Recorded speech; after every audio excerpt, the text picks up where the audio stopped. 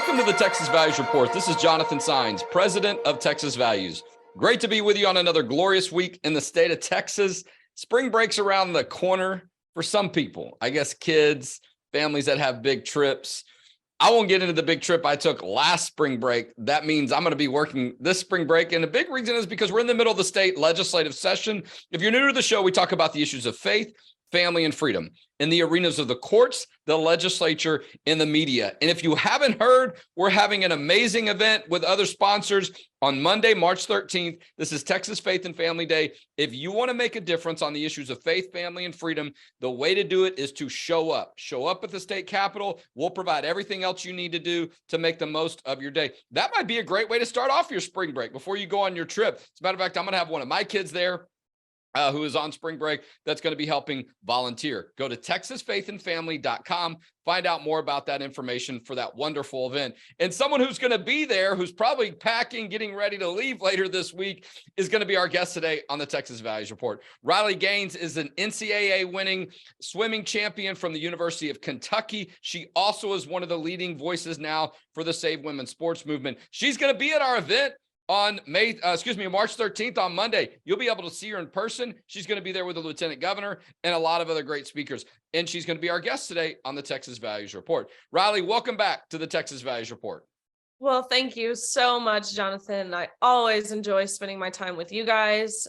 You as a person, Texas Values, you guys are phenomenal. Well, I appreciate that. We're looking forward to having you a part of the event. And, you know, I look back, it's been, I don't know, a year or so, maybe not even that long. 9 months ago, we crossed paths at an event over the summer. I believe it was CPAC when it was in the Dallas area. I maybe had heard a little bit about some of your work. Of course, we had been working on the Save Women's Sports issue. We were very concerned about men that were competing in women's sports at the high school, particularly college level. And so we did get to cross paths. I want to talk about that in just a minute. But before we get into a little bit more detail about some of those issues and subject matter, tell us a little bit about your background as a swimmer and where you were born and raised and where you're from originally. Absolutely. So I'm born and raised in Nashville, Tennessee, very similar to Texas in the fact that people here are relatively sane, right? So born and raised in Nashville, I started swimming at the age of 4. By the time I was 8 years old, that's when I transitioned to swimming year round. So this meant that 8 years old, I was doing 2-hour practices every single day in second grade. And it really only got worse from there. Once I got to middle school and high school, that's when I started swimming. Before school, I would go to school. I would then from school, go back to practice where I was shoveling my food down in the car and then going back to swim, come home from swim, ice your shoulder, do your homework, eat your dinner, do it all again the next day. I was then very fortunate to get a scholarship. I was pretty heavily recruited. I could have gone pretty much anywhere I wanted, but I chose the University of Kentucky and it was the perfect fit for me. Well, and you've done quite well. Tell us a little bit about some of the accomplishments, particularly as a collegiate athlete, some of the and where you focus in and some of the championships. And then we'll talk a little bit about how you ended up crossing paths and being in a competition against Leah Thomas, this male swimmer who's from the state of Texas, who ended up swimming in the women's division. But tell us a little bit about some of the awards you've won. Absolutely. So during my time at the University of Kentucky, really my freshman year, I had a pretty decent freshman year, but nothing crazy. I really had to adjust to practicing that much. We were swimming 6 hours every day in the water. So it was a big adjustment for me. So my freshman year really was the whole adjustment period. My sophomore year, I came back and I was doing pretty phenomenal. Had trained really hard all year. I was super excited for our NCAA championships, to which got canceled, of course, because of COVID in March. We were supposed to leave for our NCAA championships. I believe it was like March 18th or so, somewhere around there. And the world shut down March 15th or so. Yeah. So it felt like I had kind of trained all year for nothing. And so my junior year, I came back with really big goals. And this is where I started to set myself apart. I was a 12-time NCAA All-American, which means I finished in the top 12 different times in the U.S. I was a 2-time Olympic trial qualifier. So I tried for the Olympics in 2016 and 2020, actually 2021 because of COVID. I'm a 5-time SEC champion. My dad was an SEC football player, so this was something that I really worked hard to accomplish. And I'm actually the SEC record holder in the 200 butterfly. But aside from athletics, because of course I wanted to excel in athletics, I really put in a lot of work to excel academically and as well in the community. Community service is something I'm even now so extremely passionate about. I just started Sumner County's first Special Olympics swim team where I'm the head coach.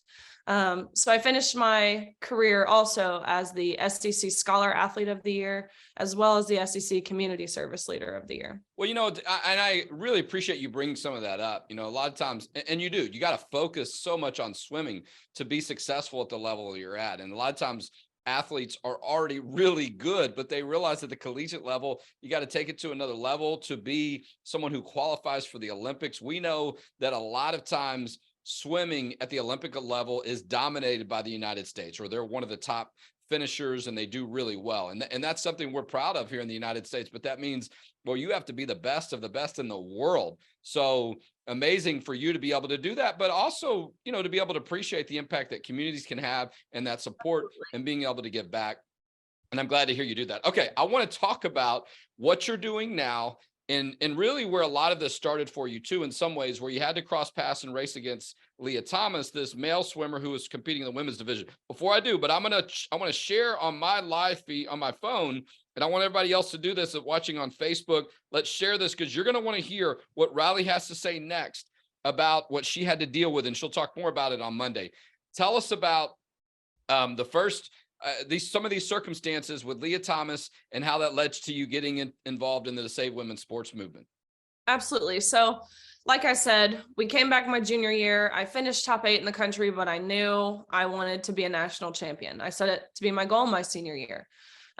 November of my senior year, so November of 2021, which is about the middle of our season, I looked as if I was going to get my chance. I was ranked 3rd in the nation behind one amazing female athlete that I was very familiar with, because like in most sports, your top tier athletes know of each other, regardless of where you compete in the country, because you've grown up competing against each other. But the person who was ranked 1st, I had never heard of before. And of course, this was the first time that I became aware of Leah Thomas. And so there were a couple of red flags up until this point, again, unbeknownst to me that this was a male.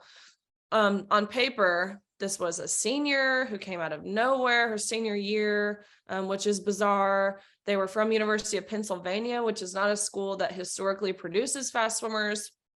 And the last kind of really weird thing about this was Leah was ranked 1st in the 100 freestyle, which is a sprint, and everything in between until the mile, which is of course long distance. And so think of this like running.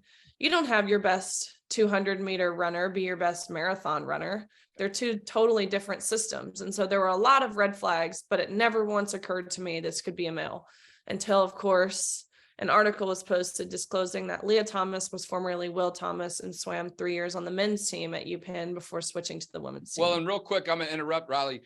He was a swimmer on the men's team, the boys team in high school at Westlake High School, which is a west part of Austin, but it's one of the most well-known high schools in Texas and in a lot of places throughout the country. Produced Nick Foles, who won the Super Bowl as a quarterback, produced Drew Brees, who is going to go to the Hall of Fame, former New Orleans Saints quarterback, and also Super Bowl champion. So around this area, everybody knows Westlake High School, but you had this situation happen, and here he is, and then you had to swim against him. Right. Yeah. When I first heard of Leah Thomas being Will Thomas, I looked up who Will Thomas was. I'm like, who is this person? To which I saw Will Thomas's times and where Will ranked amongst the other men, to which at best in the men's division, Will ranked 462nd. And now obviously he was leading the nation. And so I thought there was no way the NCAA would let us swim against this person, because it's blatantly obvious that it's unfair. But the NCAA did not see it that way. And of course we did compete against each other. And so that first day I sat on the side of the pool, because this was not an event that I competed in, and watched Leah win a national title in the 500 freestyle, beating 3 Olympians, American record holders by body lengths, seconds, which in swimming seconds is a lot. And so that next day was the day that Thomas and I competed against each other in the 200 freestyle, to which almost impossibly enough, resulted in a tie. We went the exact same time down to the 100th of a second, which I think our time was like 1 minute, 43 seconds, 0.52. So pretty rare, of course. And so we go behind the awards podium, and the NCAA official looks at Thomas and I and says, "Great job. You guys tied. We have one trophy. The trophy goes to Thomas." And so I, of course, question him, look, I understand we tied. I understand there's one trophy, but what's your thought process on being so adamant on giving it to Leah? And the NCAA official looks at me and says, "Well, we have to give this trophy to Leah for photo purposes. You can pose with this one, but you will give it back. You go home empty-handed. Leah takes the trophy." Unbelievable. And look, and I'm sure there was a lot to take in during that time for you, right? Not really sure about who this person was, and then realizing you had to compete against him, and then end up being a tie. And really, and I know you've won a lot of things, but I would imagine, sort of disgusted, embarrassed, and, that's got to sting a little bit just to sort of be slighted that way, but probably not really prepared to figure out how to deal with it. All right, I want to move to what you're doing now, but I want to leave it right there because I know there's a little bit more to the story. I want you to tell it about what happened in the locker room. You got to come to Faith and Family Day. All right. You want to know the rest of the story? You need to come to Faith and Family Day on March 13th on Monday. We will be live streaming it, but come in person. You got to experience the Capitol and all this stuff in person. But we have a surprise for Riley at our event on Monday. So you want to be there when this takes place. Tell us, Riley, let's move forward a little bit here. You're now, that happened. You started speaking about it. That's how you and I met at CPAC. We were already doing some of this work, but I mean, that seems like a long time ago because here you are every other day. You're on Fox News, you're writing articles, you're going to events and doing a great job. What's it been like to be really one of the leaders now for Save Women's Sports? And are you hearing a lot of young or female athletes that are saying, you know what, thank you, and now they're getting more confident? Absolutely. I truthfully believe people are becoming more bold. I think we as a society, we've let little things go on too long to where it's now turned into something as blatantly obvious, like I said, and unfair as having men compete in women's sports. The pendulum has swung a little too far and people are eye-opened, especially parents. No parent wants to see their daughter lose out on opportunities, wants to see their daughter share a locker room with a fully intact male. No mom, no dad, wherever you stand on the political spectrum, wants that for their kids. And so people are starting to become more bold. It's definitely something I'm seeing. I know girls who are in my same position at the collegiate level. I was very fortunate at the University of Kentucky. My athletic director from the beginning, when I told him how I felt, he told me to speak my heart, which is a rarity. There's not another athletic director in this country within the NCAA who is encouraging their athletes to speak their heart. Well, look, I mean, it is very important, and it's such a part of Absolutely. our culture, right? The First Amendment, what we believe in, freedom as Americans. But there's a lot of pressure, right? You're there to compete. It's not like you're there to make a political statement. And look, I'm a lawyer, a constitutional lawyer. I'm all about the First Amendment and protecting it. But I know for athletes, that's not their focus. They want to go out and compete and win. But sometimes you got to step up and say something. I know you're supporting the legislation we're working on here in Texas. I know you're going around the state working on that, and you're in the state where you competed, Kentucky and others. We're looking forward to having you on Monday, March 13th, where this issue is going to be focused. It's a priority item in the Senate. We've also talked to our House Speaker. He's expressed his support. Of course, there's a bill filed in the House. There's a lot of support for it. The governor's talking about it. Okay.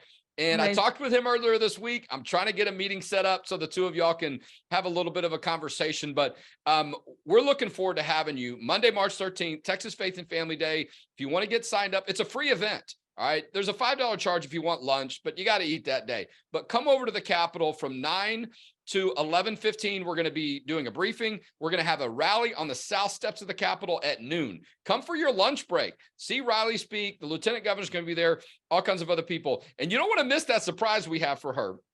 Riley, we got to wrap it up with you. I got a little bit of information I want to share with people, but I want to save a little bit too of some of your stuff. But I want people to know, go to our social media sites. You want to see, we produce some videos with a little bit more detail about Riley, and we're getting ready to launch our own Save Women's Sports website. So check in for that. And okay, I've got these swim caps. All right. These are the Save Women's Sports Texas Value swim caps that we're going to have on our event. I may or may not be compelled to put one on. It looks a lot better when Riley puts one on, trust me, because she knows how to wear them. I am not a competitive swimmer. However, we're going to have many of these. We might have Riley sign them. Maybe if you're a kid, you can demonstrate it. But Riley, we're looking forward to having you at this event on Monday. And we really appreciate you being our guest today on the Texas Values Report. Of course. Thank you guys for your leadership. All right, we'll see you soon. All right, we're going to let Riley go. I'm going to do a little bit of wrap up here too, because I do want to continue our push for Faith and Family Day. This is a nice little tote bag that we're going to have for everybody that comes. Remember, this is a free event, okay? This is not a fundraising event. This is an activist event. Government belongs to those who show up. You got to show up at the Capitol. So you're going to want this because we're going to have some folders that you're going to carry around. We've got some nice little wristbands that say Texas is pro-life. This one, Save Women's Sports. We're going to have some water bottles. So you'll have, a way to have a drink, keep yourself refreshed. TexasFaithandFamily.com. Get your tickets now, or txvalues.org. We have buses coming from Dallas and Houston, still a couple of seats left. We try to do everything we can to make it easy for you. And once you get here, we're going to have everything you need to be prepared. And you're not going to just be sitting in an auditorium all day, having somebody tell you stuff and being lectured to. We're going to do a little bit of that in the morning, about an hour and a half, just so you know what to do, where to go, and how it's all going to work. Then we're going to rally on the South Steps at noon, and then we're going to turn you loose, match you up with your House member and Senate member, because your voice needs to be heard, okay? And they need to hear from you. The good ones, the bad ones, if you will, they need to hear from you. They need to know people from across the state support these values. All right, this is a double segment, if you will, okay? We've got a great opportunity to have two guests today. I'm trying to sandwich them in. Brian Harrison is going to be our next guest. He is a state representative from sort of North Texas, north of the Central Texas area. And so, but he's done a lot of great work. He did some work in the Trump administration for many years, also for the Bush administration, but is originally from Texas. He's a native Texan, and we're glad to have him on. Representative Harrison, welcome to the Texas Values Report. Thank you, Jonathan. Always great to be with you, my friend. Well, listen, it's great to catch you. I know it's starting to get busy at the Capitol. Things are picking up, and we're looking forward to having you spend some time with us on Monday at Faith and Family Day so you can talk about some of the work that you're doing. You filed some pieces of legislation early in the session, some more recently. For us in the loop, if you will, the bill filing deadline is tomorrow, Friday. So there's a lot of activity, but a lot of the good stuff and what's expected has been filed. But you've been getting a lot of attention. Tell us about some of that attention you've been getting this week on some pieces of legislation that you filed. Well, I feel like there's always a lot of attention, and not always all of it good from the press. But yeah, I mean, we've been very busy since the first day. I mean, my office is here very late and starts very early. We're just trying to take advantage of every day, every hour, every minute we have here to make an impact, to improve the lives of Texans, to maximize individual liberty, freedom, and protect, the most vulnerable among us, and that's obviously our children. And so some of the bills that have received a lot of attention are some of the bills that I have filed to protect Texas children from these incredibly dangerous, risky transgender procedures, these sex alteration procedures that, quite frankly, we know very little about. We don't know how it's going to affect these young children over the course of their lives. So I filed two bills on that subject that have got a fair amount of attention. One is really just a replica of what Florida did. I mean, I wish Texas were leading on this issue. I think we should have banned these procedures last session, but we'll get there. Florida protected their children, and I want Texas children to be at least as protected as Florida's children. And so we would outlaw, make a prohibited procedure, these sex change procedures for anybody under the age of 18 in the state of Texas. And then for everybody over 18, I filed a separate bill which doesn't speak to the legality of these sex change procedures, but it's modeled after the federal Hyde Amendment, which is a bipartisan solution that was reached a half a century ago with Republicans and Democrats, pro-life, pro-choice. It says, no matter how you feel about the issue of abortion, it should be uncontroversial that taxpayer dollars shouldn't fund it. So I think that's a very good approach for adults here in the state of Texas. No Texan should be forced to pay for their neighbor's sex change operations. So those are the two bills that I filed that have gotten a fair amount of attention here lately. Yeah, well, listen, and those are important issues, right? That are being talked about a lot, not only at the state, but the federal level. And you're right, Florida has been doing a lot of great work on these issues. I know their governor, Ron DeSantis, was here in Texas last week. He was at an event in Houston, also in Dallas. I imagine we'll see him getting out and about a little bit more. Their session, I think, ends early in May. But we meet every other year, right? And so a lot can happen over that year period of time between sessions. So sometimes you'll see Texas figuring out and seeing, okay, what are some other states doing? What do we need? And that gives us a roadmap a lot of times to see what's working, what legislation's working, if there's been litigation. And I think we're in a great position to get something done. I wish these issues weren't getting a lot of attention because I wish they weren't going on. But these are legitimate problems that need to be solved. And they need to be solved now, right? And sometimes people try to figure out and think about, get their head around what's the legislative process? Why do people go to the Capitol? And that's my opinion. And I think a lot of people feel the same way. It's trying to find solutions to problems. And there are legitimate problems on this issue. And a lot of it is because we don't have anything in state law that provides protection or regulation about some of these things. I talked about this last session 2 years ago. When it comes to child sex change operations, it's the wild, wild west. People can pretty much do whatever they want. Yeah, well, here's the interesting thing, because you're right. The Texas legislature by the Constitution meets every other year, of course, unless the governor calls us back for a special session. So two things on that. I mean, one, the governor did call the legislature back for three different special sessions during the 87th legislature. I absolutely believe this should have been addressed then. It wasn't. But on the issue of giving Texas children protection now, Jonathan, here's something that a lot of people don't understand. Florida, the way they protected their kids, it actually wasn't even through their legislature. The unelected bureaucrats in Florida, usually the most liberal of the branches of government, right? The unelected bureaucrats in Florida have done more to protect children than elected officials in Texas. And that's embarrassing. We should never allow that to happen. But the way that Florida children were protected originally, I think they're passing laws this session, it was their Texas medical board that said, we're going to step up and do the right thing. We are going to protect our children using the authority the legislature gave us. So I publicly demanded that the Texas medical board use the exact same playbook that happened in Florida. They can copy and paste the regulation from the Florida medical board, pass that into a rule out of the Texas medical board. And before you and I are done with this interview, Jonathan, Texas children could be as protected as Florida's. It's quite frankly, it's indefensible that the Texas medical board has chosen, instead of protecting children from these dangerous sex change procedures, they're okay with that. They're not protecting that. They're supporting that, but they're prosecuting doctors in the state of Texas who did nothing more than prescribe safe, legal treatments for COVID patients in the early days of the pandemic. With priorities like that, I think the Texas Medical Board might need to have their authorities re-examine this session as well. No, I think you're absolutely right. They need that type of scrutiny. And you think about it, let's just get it done. Why does it have to be that complicated? Why do we always have to have legislation? But I know during the session, we're going to make every use of that time, and I know you are, and that's what we're going to be focusing on too. So I'm glad you're taking the lead on this. I want to give you a little bit of time too, because our double segment's a little bit tighter than our usual program, and I appreciate you fitting some time in. You filed a bill pushing it back against TASB, the Texas Association of School Boards, which is not a government entity. But because of the fact that they're in some advocacy and sort of quasi-legal role for just about every school district, there are 1,200 school districts in the state of Texas, they've sort of by de facto become that. Tell us why you're pushing back against this entity and what the issues are.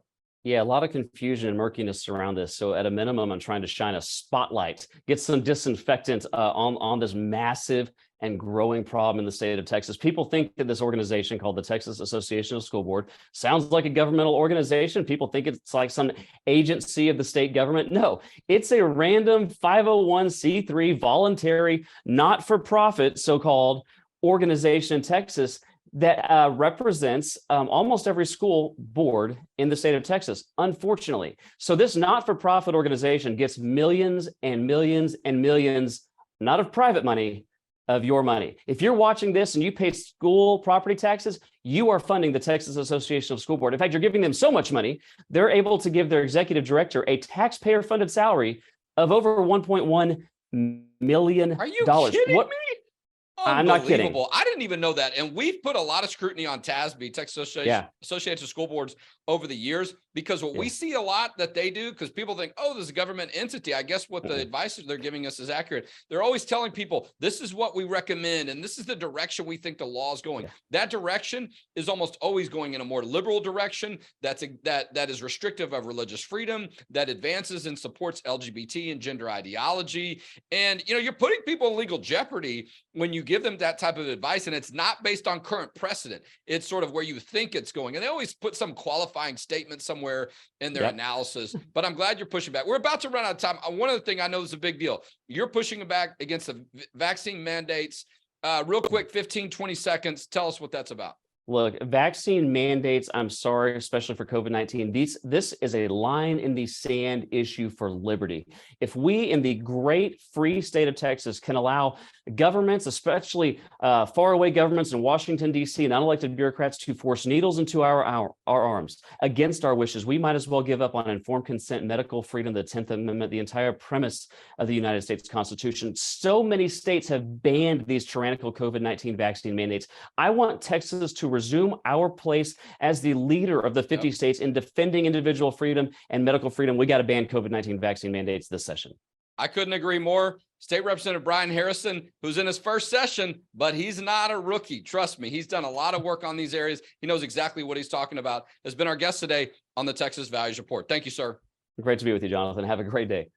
All right. I'm sorry I had to rush him a little bit. 26 minutes goes by so quick that the next thing you know, you're just about out of time. And so we really appreciate the two guests that we had today. TexasFaithandFamily.com, Monday, March 13th. You've got to come to this event.